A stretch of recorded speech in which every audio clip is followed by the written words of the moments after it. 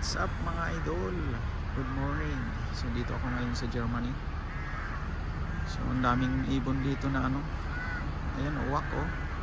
Ayan yung mga ano nila, yung mga ano man tawag niyan sa Tagalog. Diyan sila nangingitlog oh. Ayan yung bahay nila oh. Daming pugad. Ayan yung aking truck, may nakasampay.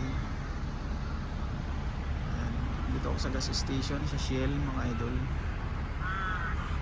Ayun o, tingnan nyo mga idol o. Yan ang pugad nila o. Yan sila nangingitlog. So ang dami. So dito ako nag 24 hours race. So dito maganda yung ano dito. May farm sa baba. Ayan.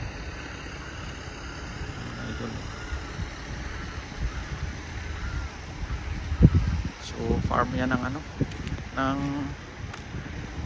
ayan, farm ng grapes yan sa baba. Ayan oh. Oh, tapos yun oh, may electric pan 4 ay 5 electric pan oh. Yun pa, marami pala yun oh. Yung mga awak mga idol oh. Ayan oh. Dami. Yan sila nangingitlog oh. Yung mga pugad nila. Lalaki ng uwak dito mga idol. Parang kalapati. So, bukas pa yung alis ko dito. Ayan yung Shell gas station. So puno yung parkingan. Dito kasi yung mga truck nag weekend. So hindi na masyadong malamig, mainit. Yung tama lang yung ano, lamig. Ayan. So yung karga ko na yan mga idol, plastic, ginagawang ano, tubo na plastic.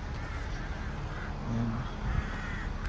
So ganito yung buhay namin dito mga truck driver. Kung saan kami abutin ng weekend, doon na kami nag-weekend. Hindi kagaya sa ibang truck driver na nakakauwi sila sa every weekend. Yung mga lokal lang na biyahe. Ito kasing ano, hindi kami nakakauwi. So dito mag-1 taon na ako dito. Hindi ako nakakauwi ng barracks. Diyan lang ako natutulog sa cabin. Kung saan abutin ng bansa, doon na ako nag-weekend, nagpapahinga. Ayan.